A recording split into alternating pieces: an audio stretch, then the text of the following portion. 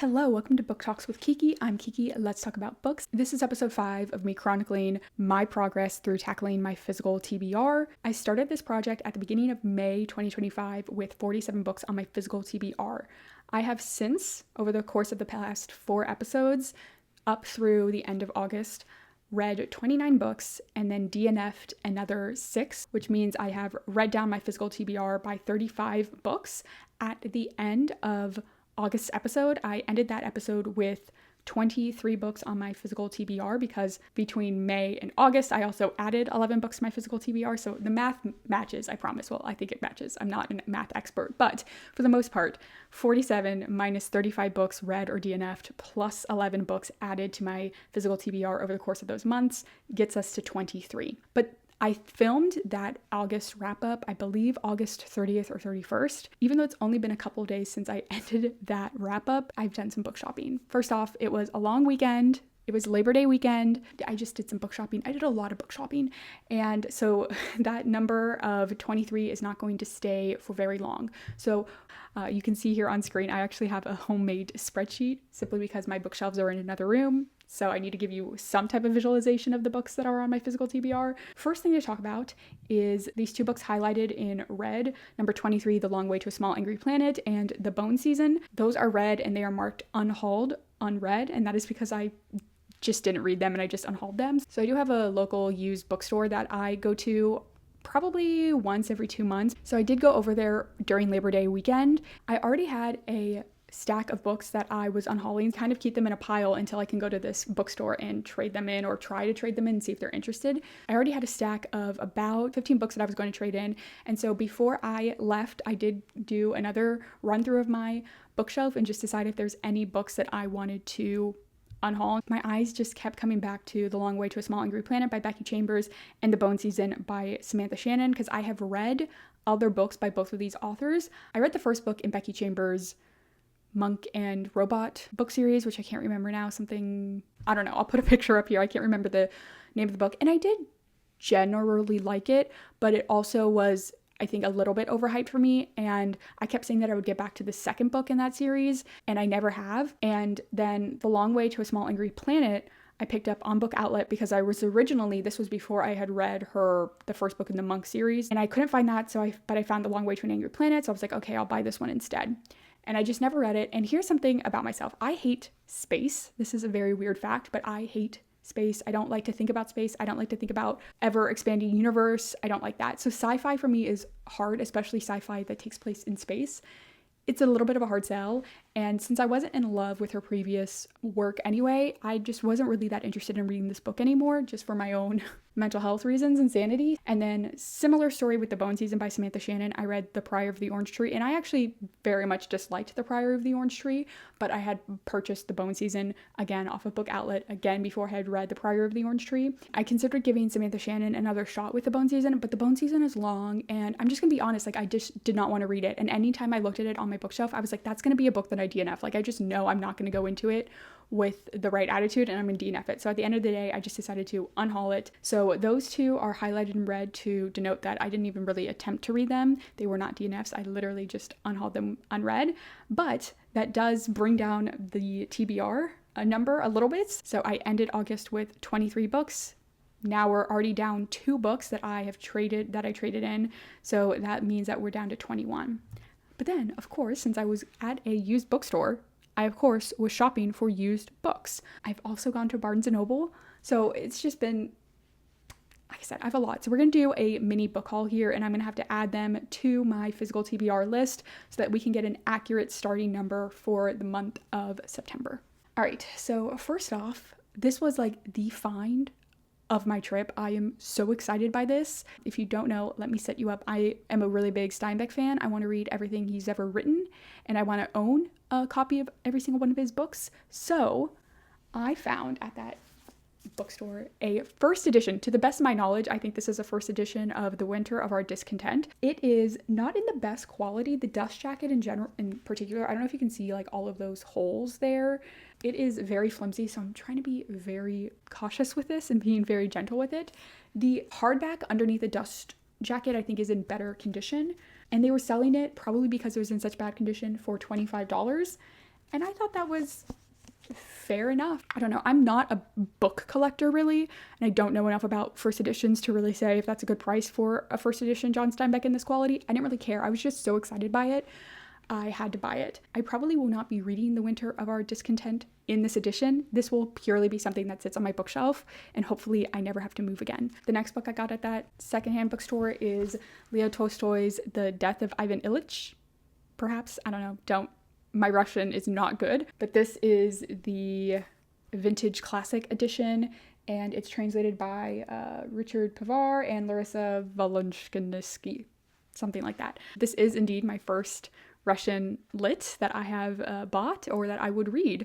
So the reason I went with this one is because it's short. It's only 53 pages, and I was intimidated by any of his like bigger works. I do want to read them, but I thought I would give myself hopefully an easier read first. Next, we have A Passage to India by E.M. Forster. And this is in a really interesting Borders Classic edition.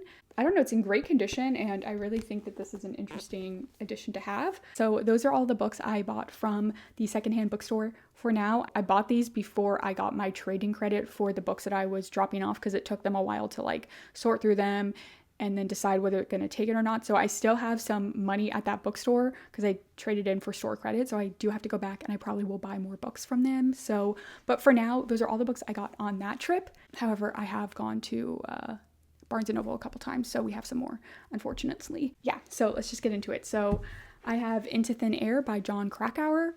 I picked this up because I love mountaineering accidents. I mean, I don't love them, but I think they're like really interesting. I've already watched tons of videos, hours and hours and hours of documentaries on this disaster, and obviously this is like the well-known account of the disaster, so a lot of the videos takes their timeline, their evidence, everything from this book. So I just figured I should just read the original, and this was a BOGO at Barnes & Noble, so it was like buy one get one 50% off.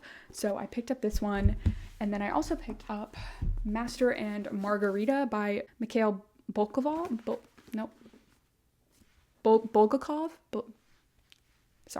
Mikhail. So this one was also BOGO. And again, I don't know, I want to read more Russian lit. Listen, if you're not reading books that you're scared of, are you really challenging yourself enough? I don't know. Next, I picked up Bury My Heart at Wounded Knee by D. Brown. I've just heard good things about this book. I think it was Life on Books podcast that talked about this book and how it really changed their view and kind of radicalized them a lot. And I really just want to learn more about the specifics of US and Native American indigenous like relations. I know it was not good, but I don't really know enough specifics in my personal opinion to feel as well informed as I want to. Next, this was one I had my eye on for a while, and that is The Uncensored Picture of Dorian Gray by Oscar Wilde. From what I can pick up on the internet, this uncensored one is the one that you should read, because even when it was published and he still got in trouble for it, it wasn't the full, it was censored in some regards. I don't exactly know what pages, what specific scenes were censored, but I like the cover of this book anyway, so yeah. So the last two books I have, John Steinbeck's The Pastures of Heaven. This should not be a surprise. Again, I'm a big John Steinbeck fan. I want to read everything he's written. This is a collection of short, I think, vignettes or stories that are kind of all interconnected. So I'm excited to get to this probably relatively soon. I'll probably try to do this by the end of this year. So that is The Pastures of Heaven. And then the last book for this mini book haul, I mean, I say mini book haul, but it is a pretty big book haul, is Virginia Woolf's To the Lighthouse. So this will be the second Virginia Woolf that I've read. I read Mrs. Dalloway. I think I read that back in March or April, and maybe May, I don't know. I'm just really excited to get to read more Virginia Woolf. I had kind of conflicting opinions about Mrs. Dalloway at the time that I read it, but since then I just continue to think a lot about it, and I think it's like gone up in my mind the more I've stepped away from it and could appreciate it more. So this is just the one I saw relatively cheap. I got it for $10. So if I add all of those books to my list here, I'm gonna pull this down.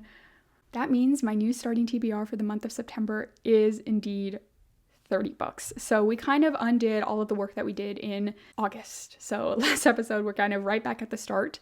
You know, here's the thing. A lot of these books now on my physical TBR, I'm just so excited to read.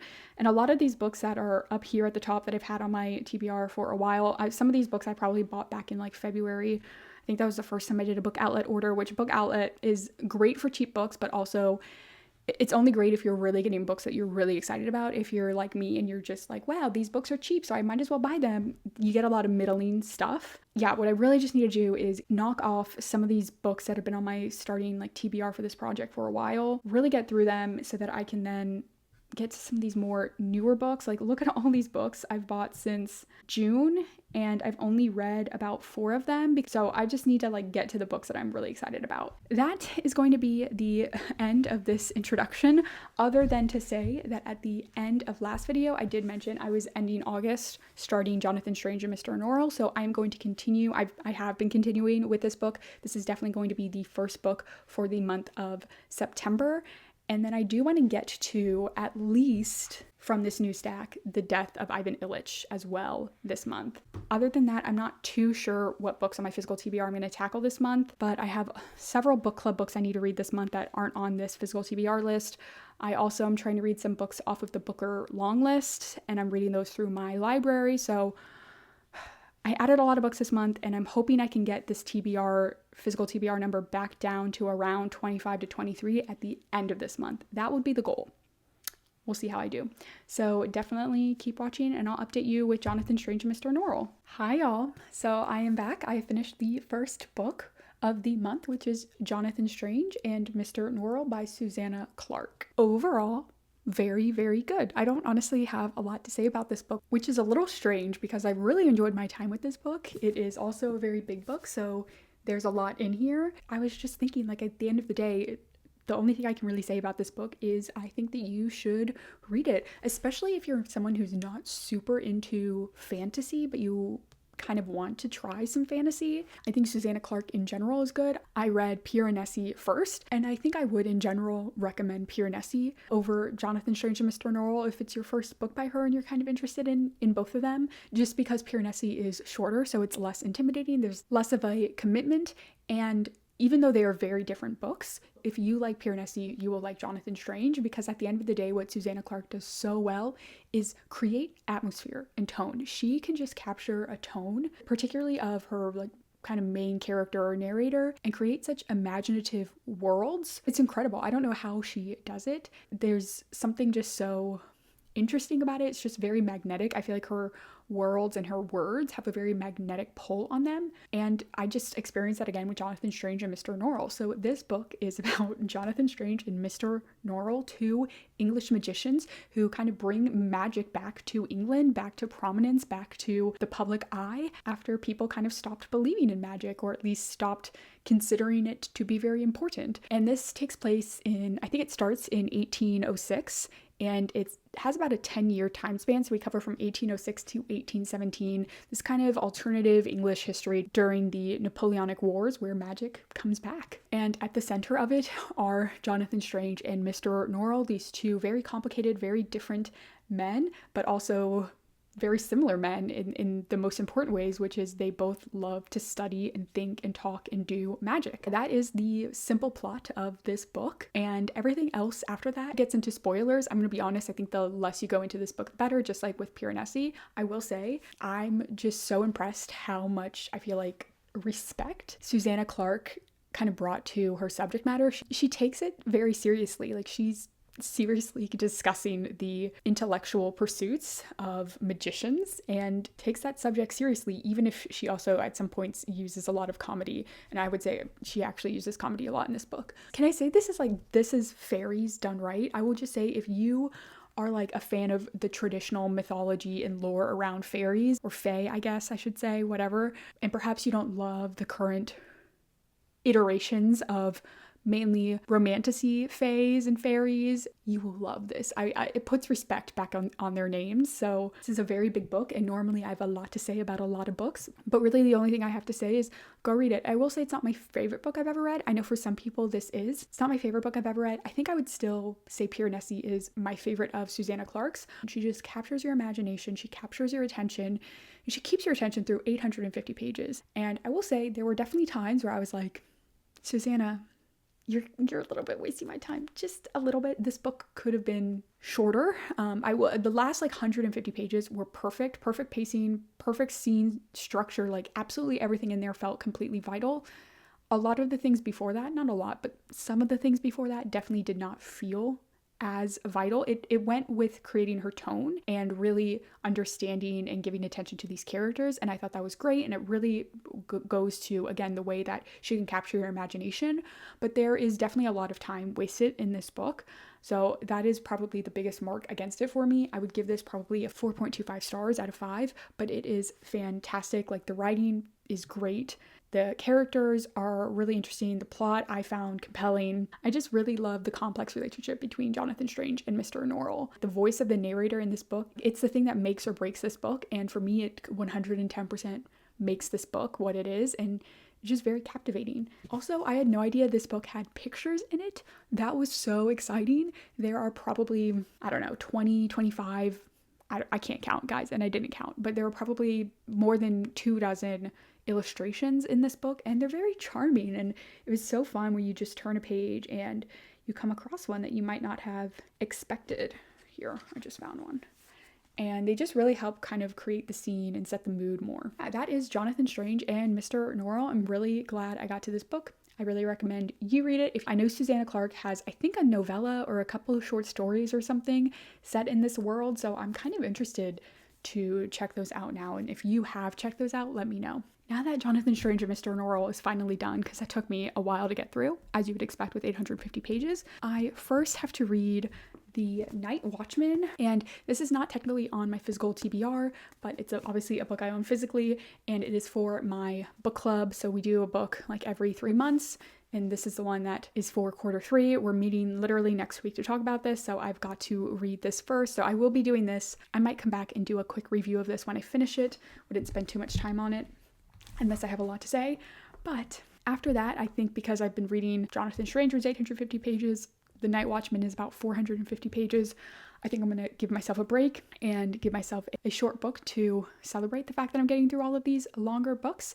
And so I'm going to pick up one of the books that we just added to my physical TBR, which is The Death of Ivan Ilyich. Maybe. I still don't know how to say this name, and I'm sorry. You're going to just have to deal with it. All right, so that is the current plan. I'll check in later. Hello, I have some updates for you all. So I had just finished Jonathan Strange and Mr. Norrell, and I mentioned that my next read was actually going to be The Night Watchman, and this was not on my physical TBR. This was actually a book, but I was reading for a book club. I finished that. Honestly, I don't have a lot of thoughts on it. This is a 3-star, and it's a 3-star mainly just for the writing. The writing is excellent. She's a very good writer. I can tell she's very talented. I just did not really connect that well with half of this story.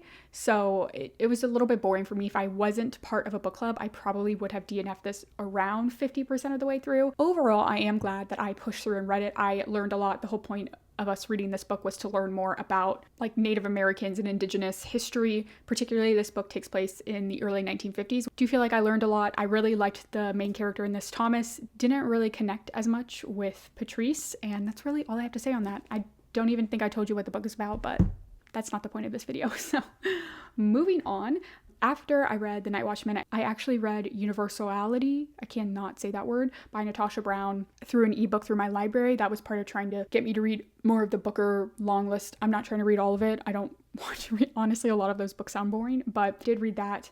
Then I read another book not on my physical TBR. So the next book that I did read for my physical TBR after Jonathan Strange and Mr. Norrell was The Death of Ivan Ilyich by Leo Tolstoy. This is a very short story. I think this version is like 53 pages, so I don't have too much to say on this other than I really, really liked it. It was extremely good. I was a little nervous when I started this because I was like, what if I don't like Leo Tolstoy? You know, like what if he's just not my guy?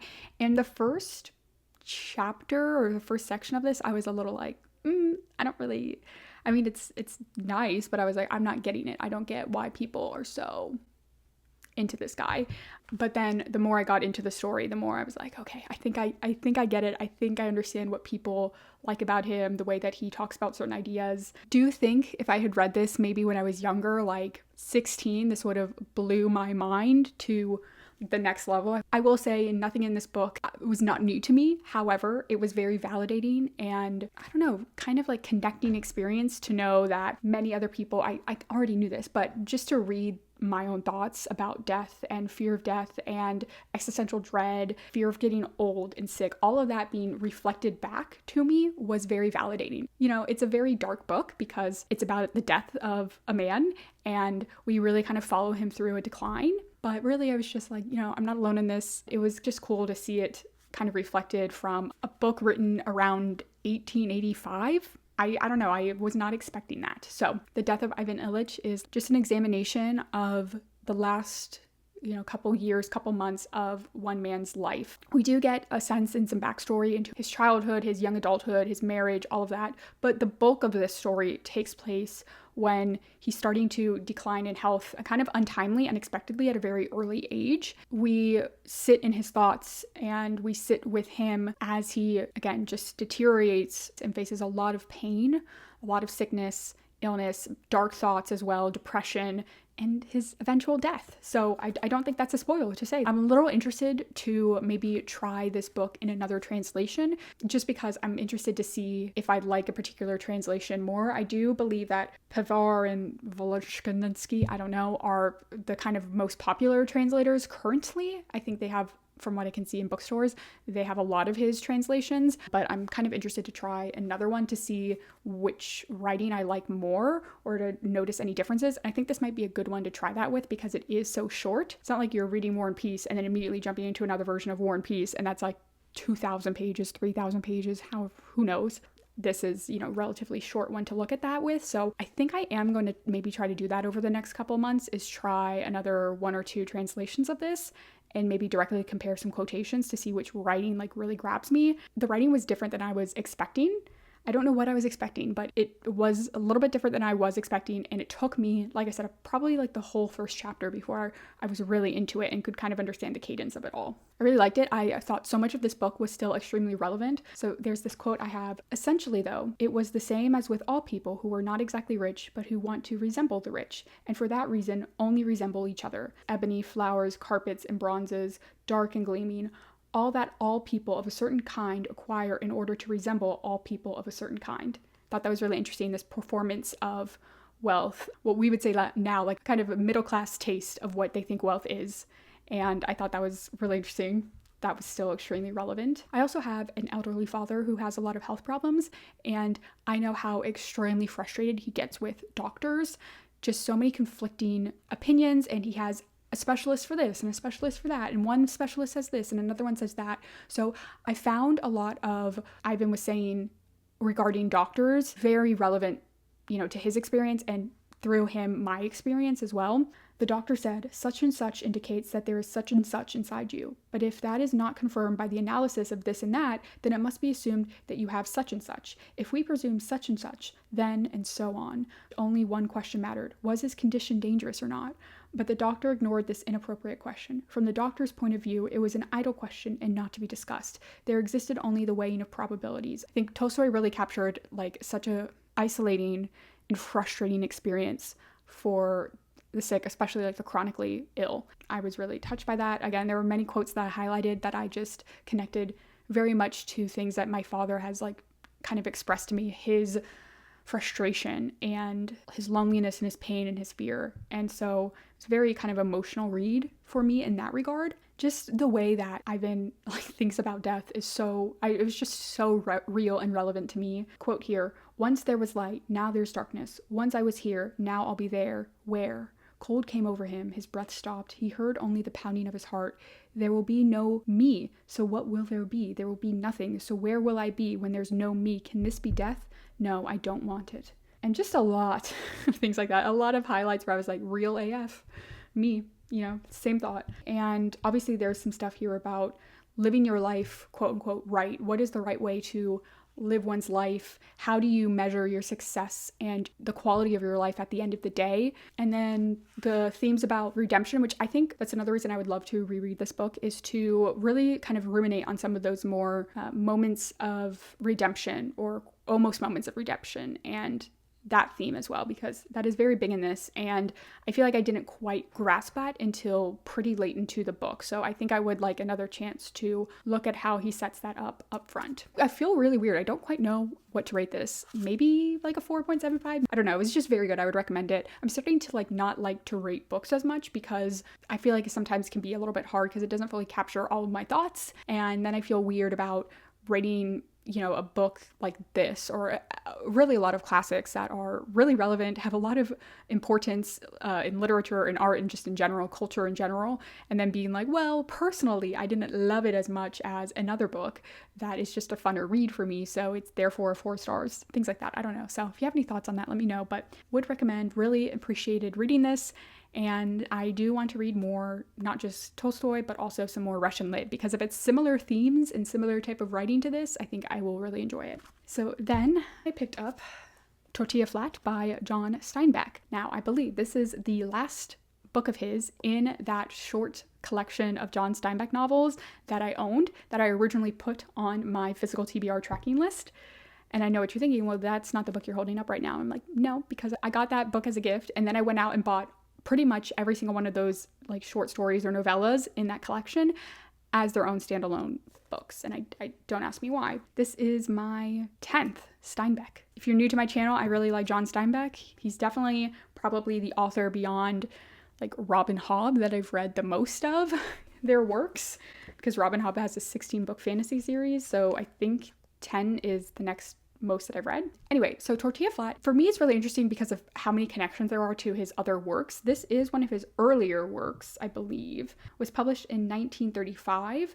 And when I mean I see a lot of connections to his other works, specifically Cannery Row, and Cannery Row was published in 1945. So there's about a 10-year gap between these two, and they're very similar. I think they literally take place in pretty much the same setting, and they've also mainly follow aimless, not quite homeless, but only not homeless by, you know, the skin of their teeth, jobless men who love to drink. One of the main hallmarks of Tortilla Flat is this kind of framing device. It's not, I don't think it's a full framing device, and honestly, I'm not English lit smart enough to give you the right term for this, but the device that he uses that kind of frames Danny and his friends as King Arthur and his noble knights of the Round Table. And this is not super extremely subtle, right? He does it in the preface, where he says, "For Danny's house was not unlike the Round Table, and Danny's friends were not unlike the knights of it."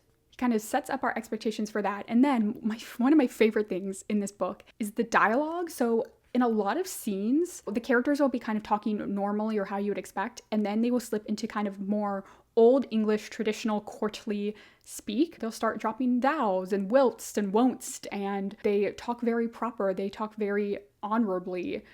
There's a lot of kind of chivalry, courtly chivalry in their speech. And that was so fun to read. I really, really liked that choice.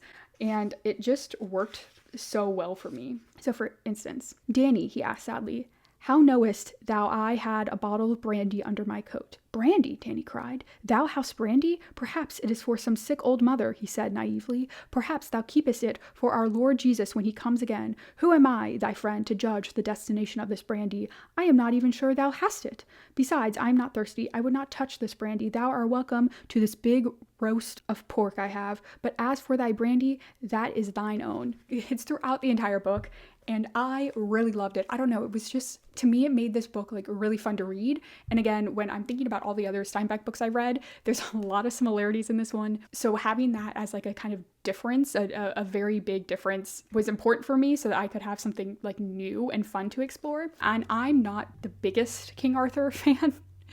In fact, I have read 2/3. I did DNF. I will get back to it, but I've read like 2/3 of John Steinbeck's King Arthur and His Noble Knights book, and I didn't really like it at all, which I feel awful about because John Steinbeck loves these stories. It's why he got into books and storytelling to begin with. I didn't really like that book, but this retelling, this John Steinbeck retelling of King Arthur and the Noble Knights, I really enjoyed. There's just a lot of interesting themes here about, you know, how property and wealth changes a man or can change a man, gives him responsibilities, and how that can become a barrier between two people, two friends that used to be very similar. As soon as one of them has that wealth, it does put a barrier between them. It separates them. How can friendships and bonds remain between these kind of inequalities? I like Danny as a King Arthur figure. I liked all of his friends as kind of his bannermen, his knights. I thought they were fun. I mean, if you ask me like what the book is about, it's about Danny, who is a soldier returning from World War I, and he has inherited two houses. He kind of invites his friends to rent from him and live with him.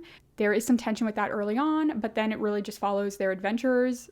There's not a lot of through line through those adventures. This book treats all of Danny and his friends' tribulations and their daily life with the utmost seriousness and consideration. Like, it seriously considers every thought they have, again, through this rose-painted glasses lens of this is King Arthur and his noble knights, and this is how they would think, and this is how they would logic their way to this conclusion. And a lot of times the conclusion is, let's go drink, let's go have a big jug of wine, and their entire day revolves around how can we get alcohol, which there is some questionable things here on representation, because Danny and his friends are Paseanos, who are a mixture of Spanish, Indian, Mexican. They're just kind of like a mix of all of the ethnicities that lived there, conquered there, ruled there for centuries, right? And so there is a somewhat question of poor representation here, because while they have a mix of everything, they are, mainly a mix of Mexican or native ancestry.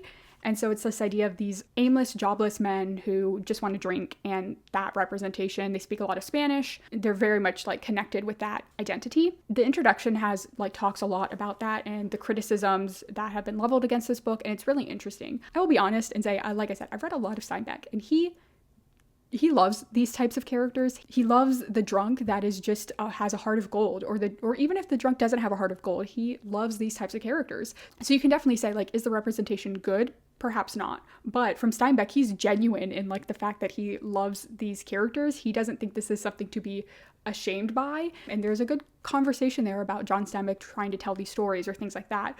But I think the fact that he gives this kind of King Arthur veneer shows just his admiration of them. He thinks that these stories are relevant and valid and worthy of being told, and that these men should be given as much consideration and respect as you would give to King Arthur. That's my spiel there. I don't know if this review was being helpful at all. I kind of wish I had read this one before I read Cannery Row, and now I'm thinking I might need to reread Cannery Row and do like a direct comparison to figure out which one I liked more. I think I liked Tortilla Flat more. I think I liked, there's a character in Cannery Row called Doc, and I think I still like him probably the most out of any of the characters in these two books. However, if we think about like the central focus of this kind of group of aimless drunk men, I liked the ones in Tortilla Flat more. I liked Danny and his crew, Pylon. I liked them more than I liked I can't even remember the Cannery Row guys' names off the top of my head. We had more time with these characters. It's a longer novel. Again, the kind of additional themes in this book, particularly around wealth and friendship, I thought that was a kind of an interesting, deeper level than we got in Cannery Row. I don't exactly know yet where I will rank this on my Steinbeck rating list, so either up here or here, I will put my new ratings. I would say this is probably B-level work from him, which is still very good. When I rank these are all curved to the Steinbeck level. So you can see King Arthur is down there at the bottom, and it's an F tier book for me personally. However, it's not like an F tier book across all books. It's still John Steinbeck, and it's still well written. It's just not what I wanted, and I wasn't very interested in it. So there's a curve to all of these rankings and ratings. Keep that in mind. So then after Tortilla Flat, I picked up Prophet Song by Paul Lynch. Okay, so this one is hard to talk about, I think, or I'm just not good at talking about these books, which is honestly probably more true, because I think every book is hard to talk about. So Prophet Song tells the story of one family as Ireland rapidly becomes an authoritarian like dystopia. And it was a nightmare to read. It was a nightmare to read. I loved it.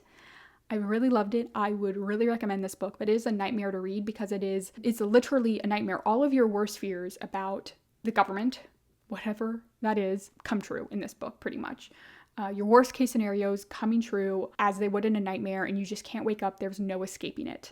And the characters in this book definitely feel like they are in a living nightmare, and I experienced that. I was like, this is scary, and it can be a scary read sometimes. But the purpose of this book is to challenge that most comforting thought that I think everyone has for themselves or their area until they can't have it, right? Until it is blown up away from them. But that comforting thought of it can't/won't happen here. It can't happen here. It won't happen here. And particularly with this one, it is this idea of a totalitarian, authoritative, fascist regime coming into power. But I think you could also apply this in general to just war or any great civil unrest. I think for a lot of people today, we kind of cling to this. That was of the past. That was of a different country. That's never going to happen to me, and it's never going to happen here. And this book is meant to challenge that, because our main character, ilyich, she definitely begins the novel believing this, and she clings to this idea for as long as she can, even as everything around her is crumbling down. She just clings to this delusion. And Paul Lynch just carefully and painfully tears this idea to shreds and says, you can deny, delude, blind yourself all you want. It can happen. This won the 2023 Booker Prize, and I had heard really good things about it. And then what eventually made me officially pick this book up and buy it was I was going shopping for my birthday. This was back in May. And what got me was the second sentence. So let me read just these first two sentences here. The night has come, and she has not heard the knocking, standing at the window looking out onto the garden. How the dark gathers without sound the cherry trees. It gathers the last of the leaves, and the leaves do not resist the dark, but accept the dark and whisper. And I apologize, that was 3 sentences. So, and when I read those first 3 sentences, I could just already see so much imagery and metaphor in this kind of idea of the leaves and the trees accepting the dark, right? The dark gathers around them and the trees surrender to it in silence. That's a very important image and a very important motif and through line through this entire book of the acceptance of the darkness, surrendering to the darkness around you, and how that relates to kind of a surrendering of the government. There's another really interesting metaphor of the government as monster in this. It's the monster that hides in the darkness. It's the monster that creates the darkness. It's the monster that will devour you and your family and everything you love. Don't really want to spoil too much in this book. It did devastate me, and I had so many quotes highlighted in this book. He's very lyrical. Paul Lynch is very lyrical in this, and it is poetry disguised as prose, in my opinion. Every line, every sentence, I think has an image in it or is really heavy on some type of literary device. It's kind of a fun read in that regard. I mean, the subject matter is very dark, but for me, I felt very intellectually engaged with it. I was constantly underlining things and could try to find what this symbol represented. And I really liked that. It felt, like I said, very intellectually engaging and rewarding. And obviously many books are like that, but just with this one in particular, it was everything. And perhaps it was a little simple because it was so easy to connect them. But I liked that experience with reading it. Paul Lynch, it seems like all Irish authors now, don't use quotation marks. He does not use quotation marks at all in this book. And he also does away almost completely with paragraph breaks. So there's about 8 chapters in this book. And let's see if I can get a good picture of this. So you can see here's a page, it's just one whole paragraph per section. So there are 8 chapters, and then there are section breaks within the chapters, between one scene and the other. So here you can see a section break. So there's a new paragraph, right, to start a new section. But in the actual section or scene that we're in, there is no break. So let's see. This section begins on page 84, and a new paragraph, a new section does not begin again until page 89. So when you look at a page, it literally is just a wall of text, which if you had the physical copy of this book, I actually think they do a very good job of not making it overwhelming, because it is, I mean, I know that girl was complaining about something else, but that one person, that one TikTok lady who was like, why are there so many words on my page? That is a real accurate thing that books should actually be aware of, is no one likes just one long block text. It scares our brains. That is a real aesthetic thing that makes it a hardship for readers to actually read a book. The way this physical copy is designed, the font is very big, the margins are very tall, so it's not too overwhelming. The reason I really like the format and the structure of this book is because it really does give the book a kind of propelling rhythm. It's super fast paced. There's confusion, right? There's a little bit of confusion early on in the book, what's going on? Who's talking? Whose thought is this? You get really used to that, in my opinion, pretty fast. But that confusion is helpful because that's what the characters feel. And then the characters as well feel kind of swept up and propelled forward in a course like a river that is out of their control. They cannot control this. Once the story begins, once the backslide into this authoritarian regime begins, there's no pause, there's no break, there's no moment for you to catch your breath. Now, obviously, we readers do actually have moments to catch our breaths because there's chapter breaks, there are section breaks, but I thought that was the reason that he had no other paragraph breaks in those sections, is to kind of give us that same feeling that the characters had, and for me, it worked really well. Again, the strength of this book is the prose. It's not only beautiful, it's dense in imagery. It's just banger after banger sentence. Here's one quote. Her heart grows pained as she watches the boy's frowning disbelief, the sliding look in his eye, how his mouth slopes, and then he buckles silently to the floor, wringing his arms about his knees. What she sees before her is an idea of order coming undone, the world slewing into a dark and foreign sea. She holds him in her arms, seeking in her whispers to rebuild for her son the old world of laws that lies broken at his feet. For what is the world to a child when a father without a word can be made to disappear? The world gives to chaos, the ground you walk on flies into the air, and the sun shines dark on your head. There's a lot of interesting thing here about how living in a surveillance state kind of makes you surveil yourself, right? You become so concerned with how you look and sound to other people that you're just aware constantly of that pressure, and it kind of separates you from your true self because suddenly you're like, I don't know what I truly believe anymore. You have to kind of use this double speak, this double talk, these innuendos, and you have to feel around and just walk on eggshells around everyone because you're not sure where their loyalties are. Will they turn you in? It's just a lot of paranoia in this book. I thought it was fantastic how he kind of built it. I would just really, really, really, really recommend you read this book. I don't know. I was a little annoyed with this book when I went into it because I loved The Bee Sting by Paul Murray, which was also on the Booker Prize 2023 shortlist, and it lost to this one, and I was like, how? The Bee Sting is probably one of my favorite books of all time, and I would still say that I love The Bee Sting more. For me personally, it just had so much going for it, and I absolutely loved it. However, I can see why this would have won over it. It's just extremely timely and relevant. And it's good writing about that.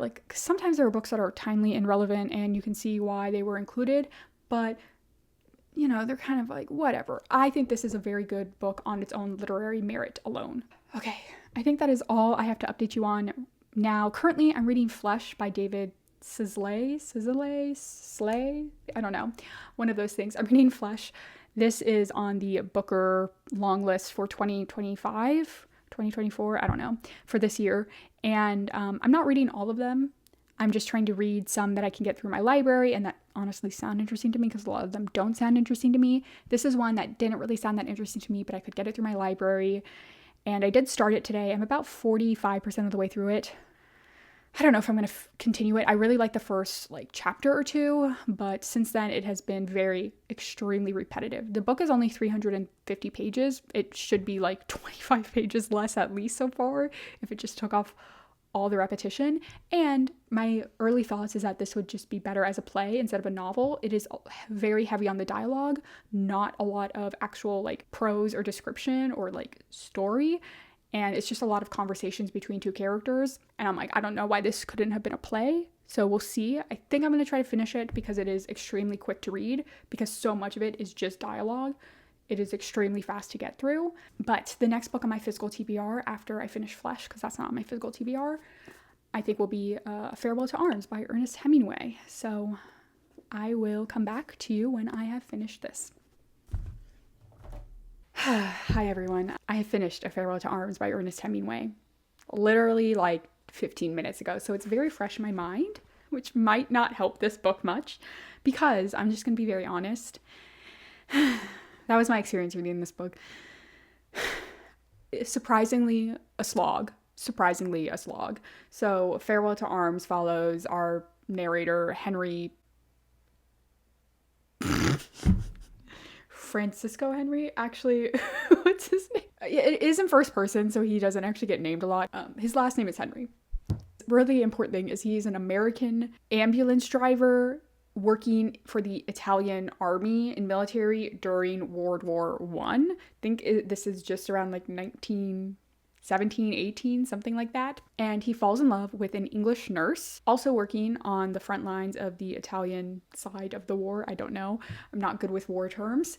And yes, that is this book. I didn't love it. I didn't hate it. I just did not connect. I don't know how much of this was just the time difference, but I did not connect at all to the characters.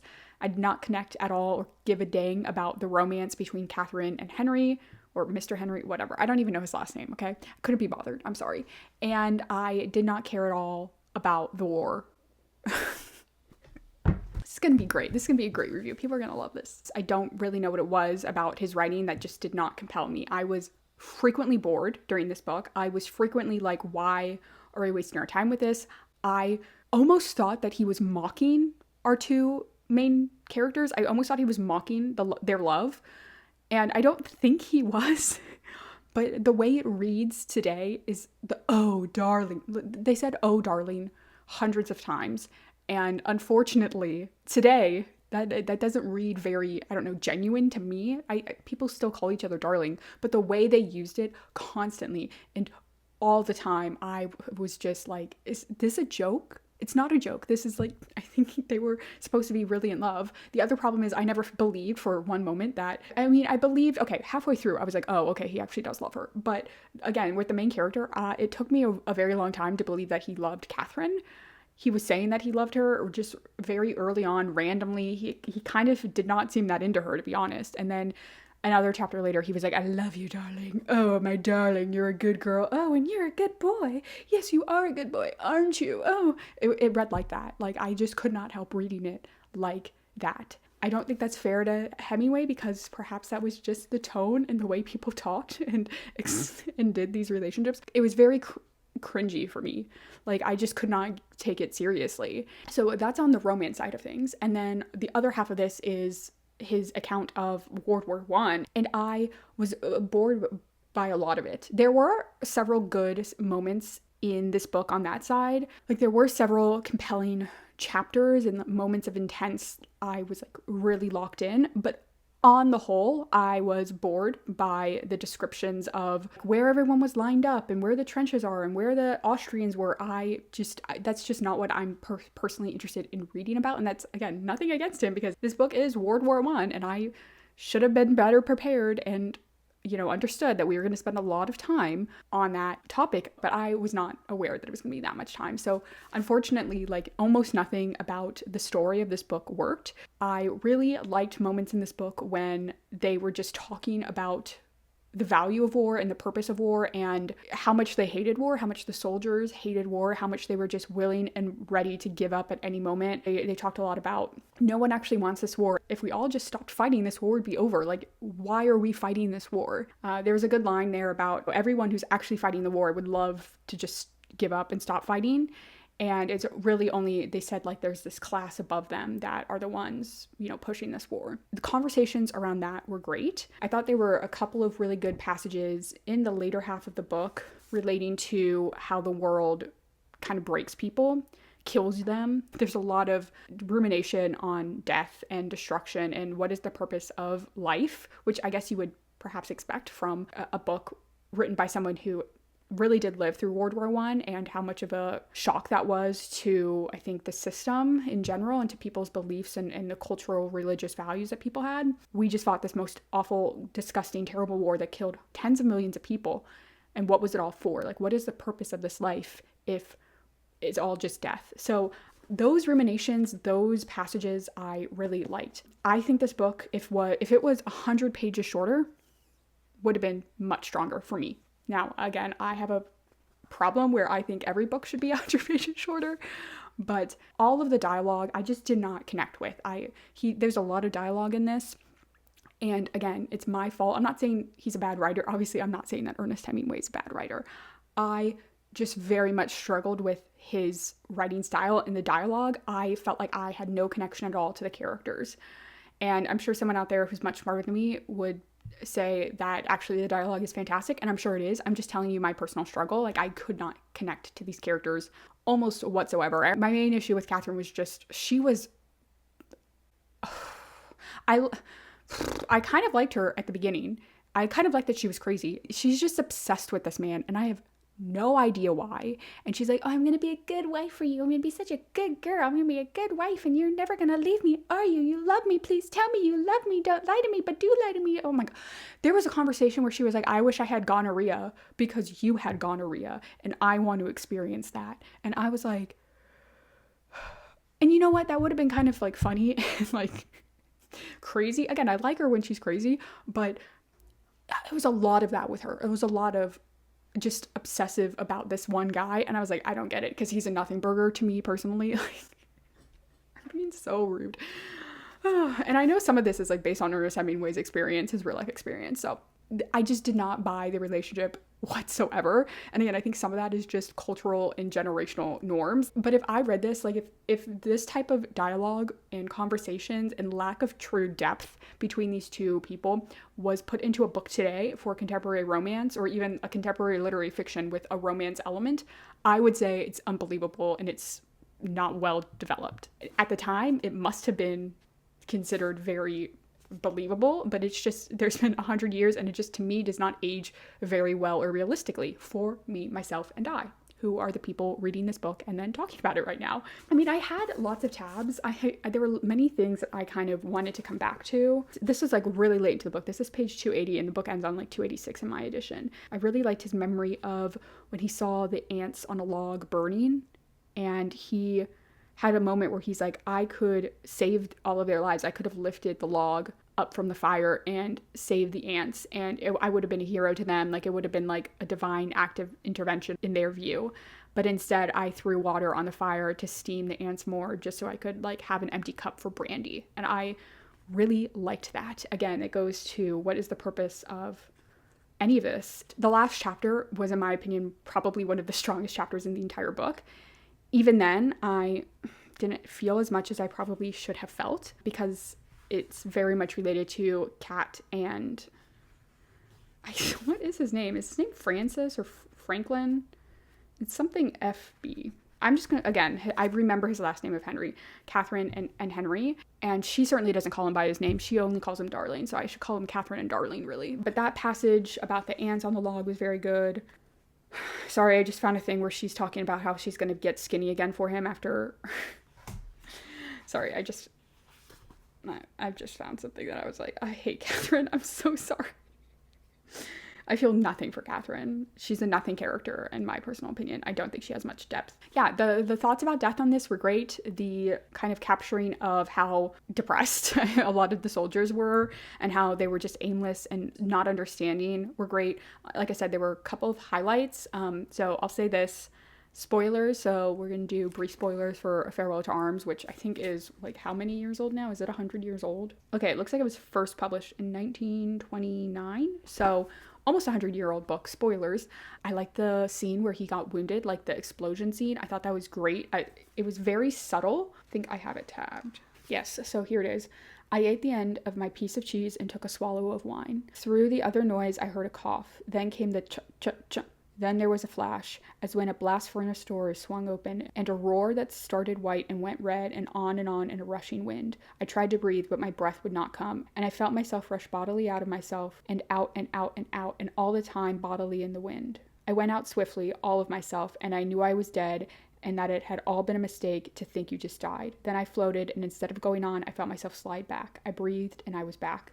I really liked that moment. I love the tense scene when they are retreating from the front and they've lost the cars. One of their men has already been shot. It's literally just him and one other of his men. And they're finally over the bridge to where they think they're going to be safe. And he gets pulled out of line because they recognize him as an officer and they're questioning him. I didn't really understand, and this is my problem because I don't understand ranks in military structure. Not Ernest Hemingway's fault, my fault. But I guess it was kind of like this group of men who used to not be maybe they were officers, I don't know, but they were kind of taking it on themselves to be judge, jury, and executioner for officers that were returning without their men or they weren't returning with their regiment, kind of accusing them of deserting or abandoning their men, abandoning their post, and like failing at their duties as an officer. So he gets pulled out of line. That whole chapter or that whole scene where they're interrogating these other officers and just shooting them like on spot was very tense. I was kind of like, I don't know how he's going to get out of this. He knew that they weren't actually interested in real answers and really listening to and explaining the situation. He has to escape. So that whole scene, really great, really tense. I really liked that. Long stretches, especially in like books 4 and 5, when he's now fully done with the army and he's like back in the city trying to find Catherine, and then he's spending like the winter with Catherine. Many moments of that, I was like, why are we reading this? Like, I don't care. I was not interested in it. I liked, again, the other chapter I liked was when him and Catherine are rowing through the lake to escape Italy into Switzerland. I thought that was great. Again, tense. I thought that Catherine was going to die there. I did think Catherine was going to die. I don't know. There was just something that, especially because of all the rain and her thing about how rain will be the death of them. And it was kind of raining when she was giving birth and all of that. So in the hospital. So she was right on that part, but I thought she was going to die like in the rowboat. So I was like very tense then waiting for it. And then when she didn't, and then like the next couple of chapters were just idyllic life, I was like, okay, we're running out of time here. There has to be some conclusion here. I did not think that he was going to give them a happy family moment. I don't know. My guess was just Hemingway is not a happy family moment guy.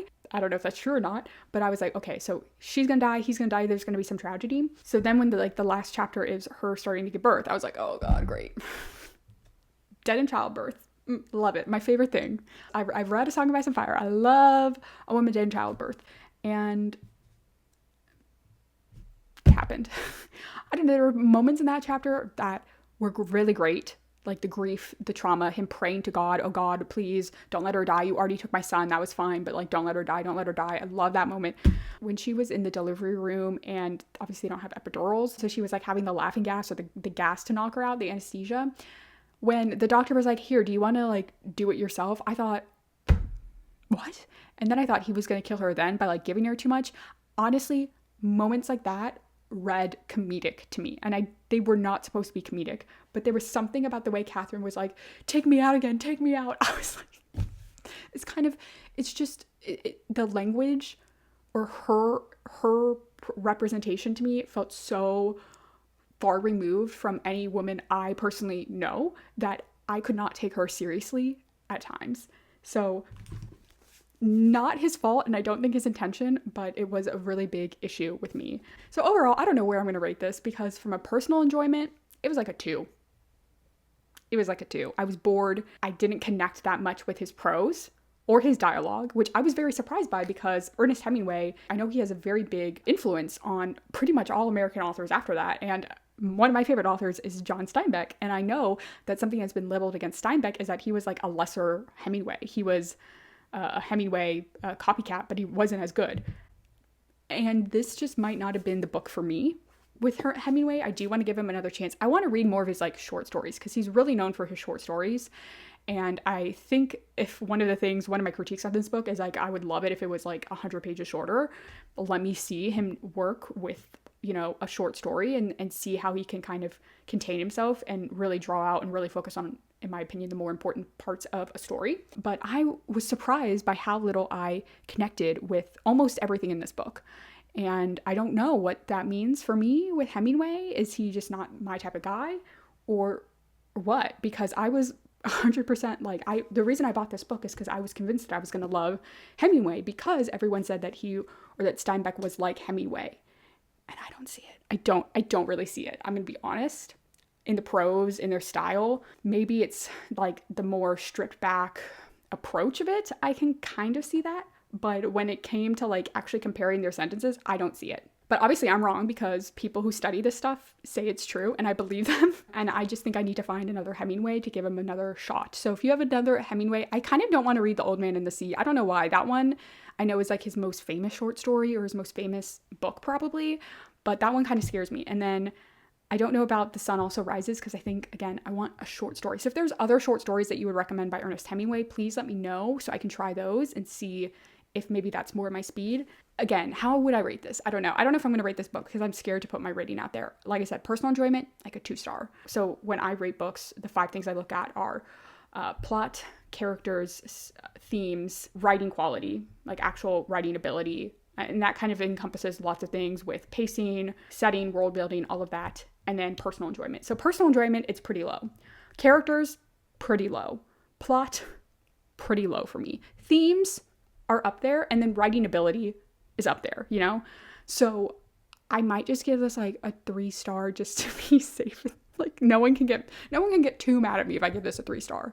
And sorry, briefly, I will say about this one is this is a very fresh review for me, and I do sometimes find my feelings about books change the more I sit with them, the more further out we are. So maybe this will change. Maybe I'll like it better upon further reflection. I have tried to read the introduction a little bit to see like what other people are talking about, like what other people like about this book.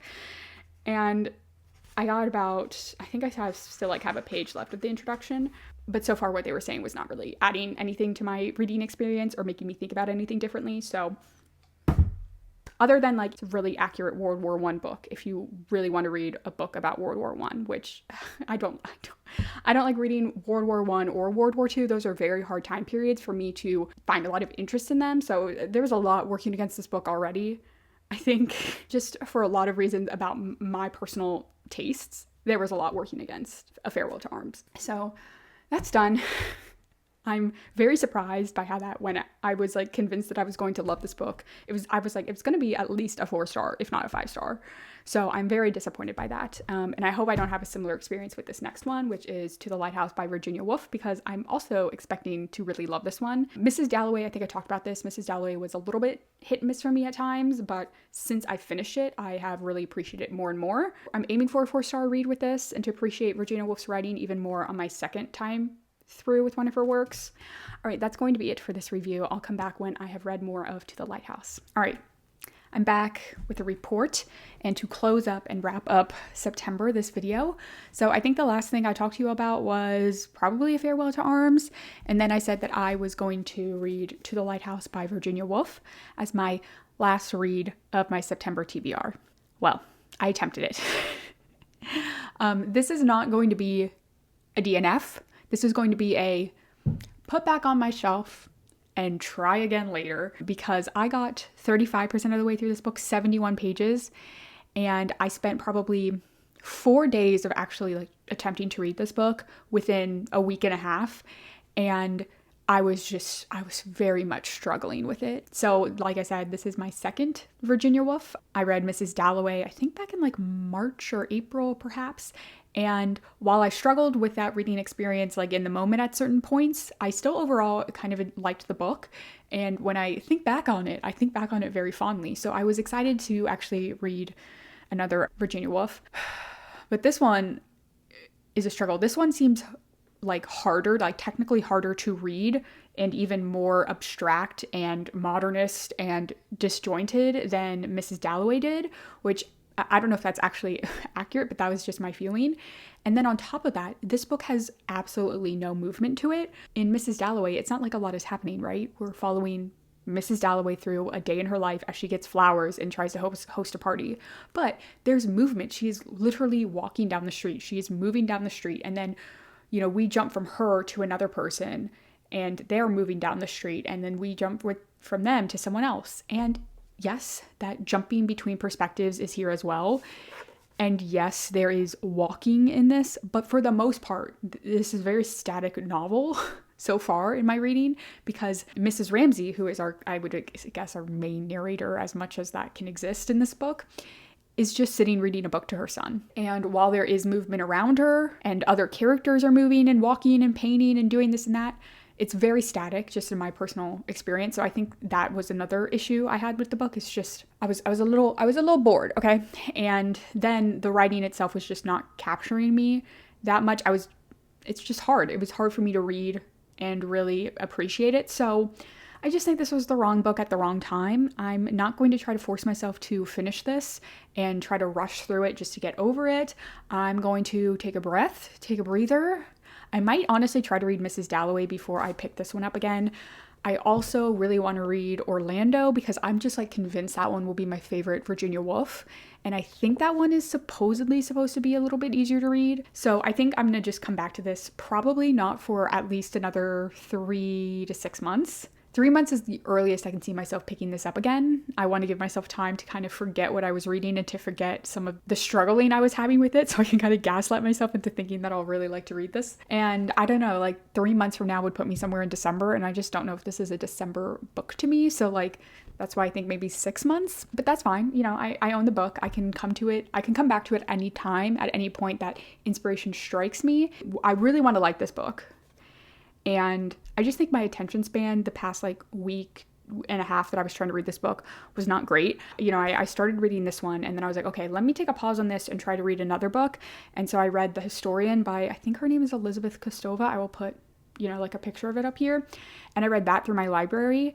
And I was really into the first half of that book, but then at like 50% of the way through that book, I started to struggle on that as well. If I try to force myself to finish this one and then go back to The Lighthouse, like I'm going to put myself in a slump because I'm just not engaged enough in either of them. My attention, my imagination was just not captured. And I think in this case, it's just the wrong book at the wrong time. So kind of lackluster, kind of unfortunate end to September because I was convinced that this was going to be like at least a 4-star read, if not a 5-star read. I really want to be a Virginia Woolf girl. This one was just way too hard for me. Like, I'm sorry, I'm not smart enough for it. Simply put, not smart enough. My attention span, honestly, I watched The Pit on HBO Max this week, so I've just been thinking about The Pit, and it's hard for me to come back and read this and really appreciate it. There were certainly lines that I did absolutely love, of course.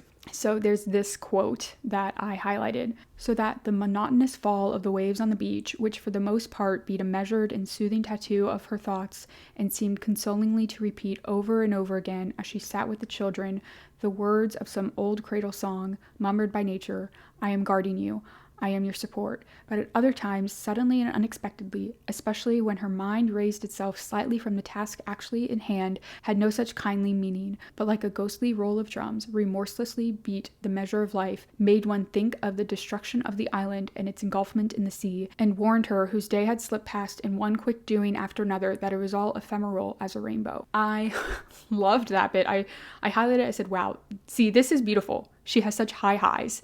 For me, like this was a high. This was a moment I was like, I'm fully locked in. And then the next paragraph, I will be like, I'm completely lost again. So these moments of like just brilliance where I'm 100%, me and Virginia Woolf are sharing a single brain cell, and it's her brain cell because I don't have one. And we're locked in, and I feel like I am just reading nature. Like I like how she just focused so much on nature, and I felt like I could, through her, hear and listen and read what nature was telling me in that moment. Like it was like a spiritual moment. And then the next chapter, we're talking about the atheist Mr. Tansley, and I'm lost. I'm like, where are we? Why? What? Huh? Next time, one of these days, I will finish this book and love it. So that is everything that I read in September then, at least for my physical TBR. I did read, like I mentioned, some other books. Not part of my physical TBR, but that's not the purpose of this video, so I won't talk too much about them. So now it is time to update my TBR tracking spreadsheet and figure out our numbers for the month of September.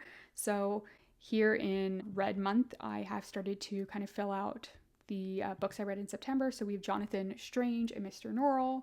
We have Tortilla Flat. We have Prophet Song, A Farewell to Arms, and The Death of, I think it's Ivan. I think I've been saying this entire video, Ivan. I think it's like Ivan Ilyich, Erlwich. I'm not even going to lie. One of the reasons I do not want to read Russian lit is because I cannot say any of the names, and I know I look silly. That was a tangent. So I didn't have the best reading month by terms of numbers for my physical TBR, but overall, even though it was less books, it was a better overall, I think, average score in reading month than it was in August, which is good because August was rough. So I ended last month, August, with 23 books in my physical TBR. In September, I unhauled without reading 2 books, so immediately got those off of my physical TBR list to bring us down to 21. I then hauled 9 physical books this month. And then I read 5 books, which means that for the end of this episode, for the end of the month of September, my physical TBR is at 25 books. I made some progress. I really have to stop buying books, but that is a lot easier said than done. At the same time, I gotta keep telling myself only having 25 books on my physical TBR is pretty good. It's better than the almost 50 that I was at. I've almost more than half my physical TBR while still bringing in an additional 20 books so far this year. I have read 34 books, DNF'd another 6 books. So that's like 40 books that I've been going through my physical TBR on, which is only 7 less books than my starting TBR at the beginning of this project. So I think I am doing pretty good. To the Lighthouse is still marked as TBR on this. Again, I'm not officially DNFing it as like I'm never going to pick it up again. I'm just kind of acting like this first round was just a taste test. Here we are. I don't know if I'm in frame. The 5 books on my physical TBR that I read this month.